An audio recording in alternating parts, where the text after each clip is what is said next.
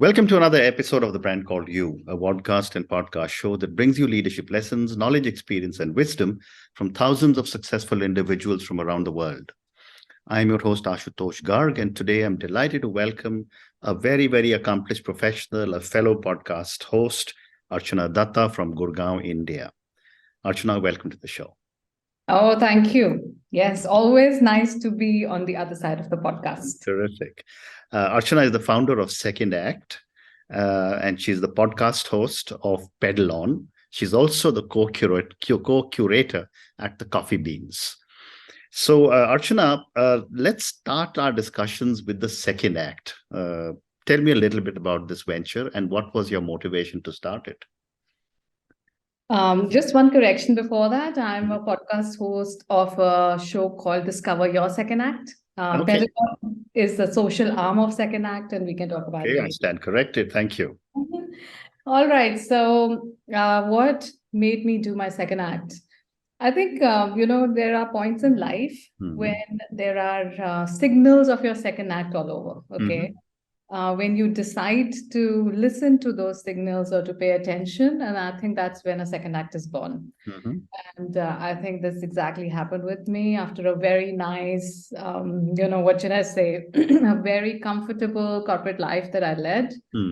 I did not see these signals because maybe I was really not ready for it, And I think there's a point in time when it tells you, okay, this is the time you need to discover your second act. And so it happened to me in March of 2020. Okay. And when you say you discovered your second act, are you talking about the podcasting or are you talking about the Coffee Beans or something else? Yeah, very interesting that in the last less than 2 years, I have ventured into a few things, which probably I always wanted to do, but could never. Second Act is really that platform where I'm bringing things which helped me to grow as a person, as a human, as an individual, as an employee, as a leader.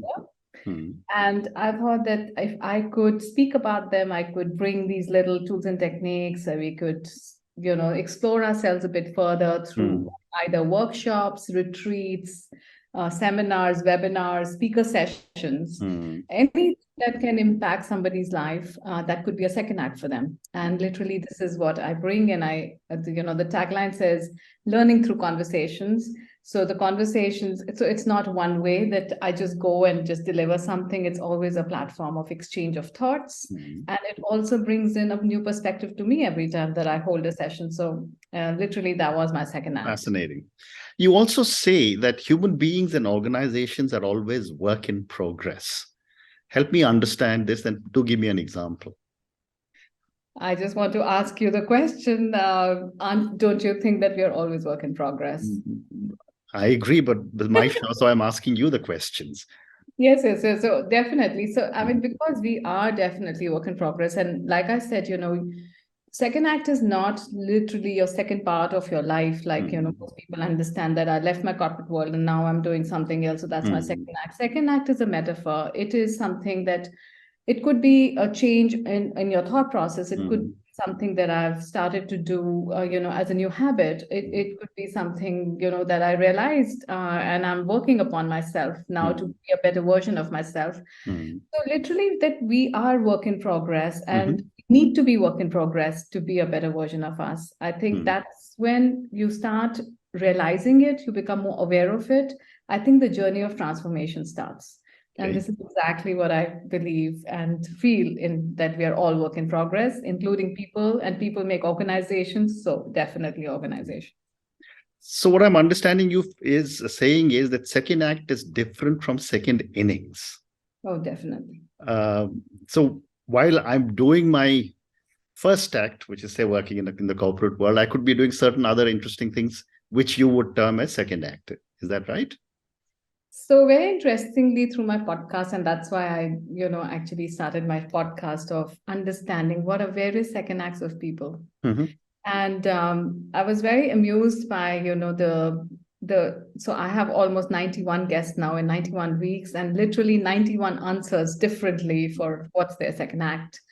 And for some, they say it is their purpose which they live every day. It is for somebody, there is no purpose, and he just leads his life in a way that it's meaningful to him or her, or they or them. Actually, I don't want to use very specific genders. I'm Correct. learning the process as well. And for some, it is a completely new chance that they got in life, and multiple chances in life. So every time you take on something new or change something, that is another act. And I still call it a second act, because the first act then just ends and something new starts. And so that's the second act. Fascinating. I mean, I've always believed in what you define as second act, because I've done so many different things, and I'm 66 years old now, but I've done many things. So I completely agree. But I wanted to understand, based on your 90 plus interviews that you've done, why is it important, in your opinion, for each one of us to understand or discover our second act?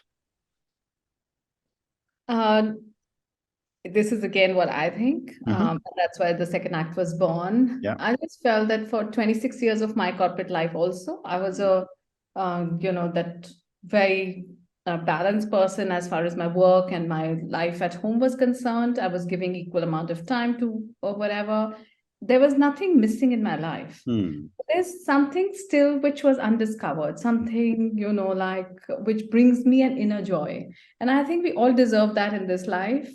Something that defines, what makes us happy from inside, the joy that it brings, something that makes me blossom and flourish. And then when I actually go away, I want to go fulfilled. And I think that's what second act is all about. And we all need to discover that. And I totally believe in it. Wonderful. You're also a coach, Archana, and I was reading, and you focus on women. Talk to me a little bit about the areas that you work with women as a coach. Actually, I did not deliberately start working with women, to be honest. Being a woman, I started to work on things which I thought could bring in a change to other women, because I was feeling it as a void, or I was feeling it that we fall very flat in our roles and probably don't do enough for our own growth. And so it just became a women topic, and more women started relating to me. So I started to become like a woman coach. But I do a lot of youth coaching as well. I love, I can blatantly tell you that when my son was growing up, I thought that I did not coach him enough. I was more like a parent and not a coach to him. And that's what really forced me to do a course of coaching. And I, literally enhanced my skill into it. And then I was coaching my hotel colleagues later. And I saw what a change when, you align with youth in a certain way. And all they need sometimes is that person, that friend who can just, hold their hand and just hold it tight and tell them that I'm with you. And that really what I missed out. So it's really not that I only work on women topics. I'm a woman. I feel in a certain way. I missed out things in a certain way, and I'm just bringing it forward. So I'm becoming a woman coach, but I also love working with women. Fantastic. Thank you for a great response. My next question to you, Archana, is that given your own background from the corporate world and the fact that you are working and discovering your own second act, how has this background supported your own coaching philosophy and some of your style and your values? I think I've only started to understand and become more aware about my own self since I started to work on this. Like I told you that, I was very, very nicely working under processes given to me, something that, the companies were saying, okay, deliver this. And I was delivering it at my best. I was that best person at home, being a great mother and a great wife and a great companion. But I wasn't me. I didn't know what I stood for. For example, if my children will ask me, Mom, what do you feel like eating? It was always like whatever you guys are ordering. I didn't know what I liked. Similarly, I'm discovering my own values while I'm working to say, yes, this is what I stand for, actually. I'm not such a neutral person that everything's okay, which probably, I was conditioned to, or all women are mostly conditioned to. I would generalize it here. And that's why I'm just trying to say, okay, you know what? Do things that really mean something to you. Do things that are innate in you. Don't forget yourself. Love yourself a little bit. Give yourself some worth, because only you can do it. Well said. The other part of being a coach, and I've spoken to many coaches, and I coach sometimes myself, we're all shaped by different people, in our lives. And a lot of that influence, if I can use that term, people in our life have on us, we take to our coaching. My question to you, Archana, is how have you been shaped by some of the people in your life, and how are they influencing you as a coach?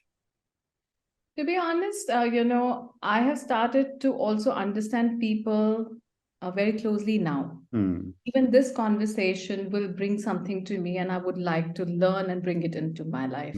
So there is not one person now. There are multiple people who bring in so many new things into a flavor into my life, which I like to now discover. And not trying to be influenced by one, but very many, maybe everybody, because I think every person brings his own story, his own new meaning of life. And I think I'm just open to imbibing everything right now. Interesting. My next question is that, given again your own background, what are some of your own unique perspectives that you bring to a coaching relationship with your coachee? So I think the first thing that I try to now do is to completely do some kind of a deep listening. I think that is something still missing. We are still very engaged with our own thoughts, if not thoughts, then gadgets. I was just having a meeting with one of the government officials 3 days ago, and I was presenting, what the work that I do with the marginalized communities. And whole time I could see that person is on the phone, and I could just see that you're not listening to me. Then what are we talking about? So I think that smallest of things which we don't realize what we do, and we start with really giving attention to the person. And I think when we give time to somebody, I think that's the greatest value we are creating for that person. And I think that is the biggest perspective I feel that you can bring to your coaching. Well said. My other question is that I've often wondered, when I started working for ITC in 79 and the early days, coaching or mentoring was done either by a family elder or by someone senior in the organization who took a liking for you. What, in your opinion, has changed over the last 3 or 4 decades that coaching has now become such an established and organized kind of a profession? For the lack of better word, I think it's not coaching that was happening. It was more like I would say a setup which people, I would not even say mentoring, a lot of mentoring, but a lot of dictatorship as well. So I wouldn't that's what lack better word I would say. Sure. So there was no coaching. In coaching, you actually ask somebody else, how does he feel for a response? How would he take action upon it? What is his concern? And you bring in your own results. You're just helping somebody in the process, and you're not dictating anything. I think most of our previous life was more around, I have done this in a certain way. It worked for me, so it'll work for you. I don't think neither it works in personal or professional life anymore. So what you're saying is, when parents used to say we swam across a river to go to school, that was not necessarily coaching. Absolutely not. I think our kids tell us every single day this. I absolutely agree. And I think I'm just absolutely. The other aspect that I've often asked many people I speak to is the impact of culture on coaching. And you and I are both Indians. The general view is that, why should I speak about my work? Let my work speak for itself, right? So that's on one side of it. And when you go to the Americans, they want to talk about everything that they keep doing all the time. My question to you is, how does culture impact your work as a coach? So to be honest, thankfully, for the last 26 years, I've only worked with people from different cultures. And what surprised me was, even when 20 years ago, I used to go to Germany a lot, I used to tell them, all the mother-in-law issues are still the mother-in-law issues. Correct. All the husbands will still keep the towel on the bed. All the wives will react in a certain way. So I don't think there's any difference, to be honest. I do not see any difference. We are all humans. We all behave in a similar manner. And I think thanks to all the media and, digitalization and everything, I don't think Indians or anybody else is any different these days. We are, in fact, far, I would say, open in our thoughts sometimes, than any other culture now. Very interesting. Okay. So let me now move to Pedal On. Tell me a little bit about what you're doing here, because when I was reading, you say you are democratizing well-being and making it accessible to all. Yes. So I was leading well-being in my previous life in the organization I was working with, and I always thought well-being is for the rich, because we had yoga when we wanted to do. We could go for a spa. We could take a nice holiday somewhere, shut ourselves down, drink a glass of wine by the beach, and that was well-being. Thankfully, I think I have come on the other side of the spectrum completely. I am on ground with human beings, people of all possible backgrounds, right? And then I work with them and I said, you know what, well-being is a concept that we all need. And that really gave birth to Pedal On, which is pedal on to your well-being. It's literally like pedal on to your mental, physical, psychological, spiritual, and the biggest financial well-being, I think, which we mostly forget during our lifetime, especially as women, again. Yep. So again, my own whatever, but nothing to do with only women concepts. Fair enough. And when you talk well-being, how do you define it? I think whatever brings you something that can make you grow from inside, whatever tools and techniques you can bring into your life, in whatever manner, it's literally taking care of your well-being. So as far as you're looking after yourself, you're caring about yourself, and you're giving yourself immense love. And I think that is what well-being is for me. Okay. And is age a factor when you talk of well-being? Do the parameters of well-being change as you get older? I think yes, because I think once we are growing up, we have so many other things that attract us or distract us. Though it should start at a very young age, and I am very, very glad that youth of today are very aware of it. Whether they do something about it or not is another point, but they are very aware. They're aware of their emotions. They're aware of addressing it. They know words beyond not good, not feeling great, whatever. We had only very limited vocabulary. They express it the way that they feel from inside. So I feel they have a great tool already with them of understanding their own selves. Of course, they are distracted because of, I call them a generation of plenty. But at the same time, of course, the well-being definition changes over time. And, we understand more and more that body is something that will take us far, and body, mind, soul. And we just need to nourish each part of it. Okay. And I'd love to get your perspective on how has the pandemic impacted well-being, because I get two extreme positions. Yes, I think I would say pandemic has been a boon for well-being on one level, because we have at least understood that it is something that we can't ignore. And this is something that we all must work on. There have been points in, I think, people's lives where lives have turned completely for them during pandemic, and it just raised those concerns more and more. And I think organizations, people, everybody around, I think, is a little more careful. We now know that we need to create boundaries. We should be able to say no to a certain amount when it's putting stress on us. I think we are more aware, and I think that's the right way to go. Wonderful. Can you share one or two examples of some of the people you've helped? I've helped so many people in the last 2 years. I've been very, very fortunate. In fact, only yesterday, I've got a call from, one of the workshops that I had done. I normally, I don't forget people in the sense that I don't shut my doors when any program is over. I always encourage them that I'm there and I'm just a call away, and you must call me in case of any kind of, a chat more than anything else, a friendly chat. And yesterday, somebody said, I'm anxious and I want to quit this job, and there's putting so much of pressure.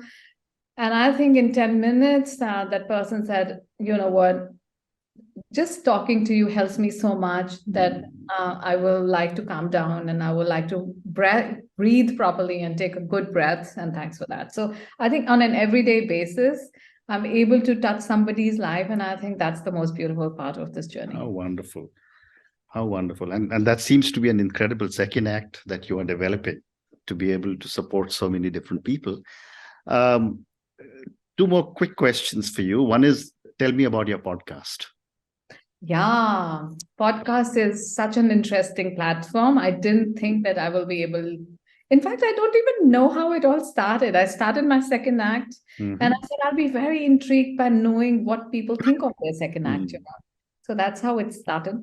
In fact, the first person on my podcast, Arika Panchi, became my co-partner in starting Coffee Bean Retreats. I've met such incredible people who have worked with me on something or the other. I've done workshops in their organizations or done something or the other with them. And either I'm friends with them or, so I think for my personal growth at this point in life, this is the best that could have happened. Amazing. And I'm enjoying the journey completely. And on the 100th podcast, I'm getting a meet and greet for everybody who was on my podcast. I'm looking forward to that. And then I have to think now, what should be my next step? Maybe should I think about it and now design it? Because this was very from the heart, or I'm still thinking. Okay. And my last question to you, Archana, and this is for the many, many people who will listen to our conversation. What would you say are 3 lessons or 3 learnings that you have from your own journey, from Second Act, from your podcast, from Pedal On, that you'd like our viewers and listeners to take away? I think the first thing is that you are your friend. Open up to yourself.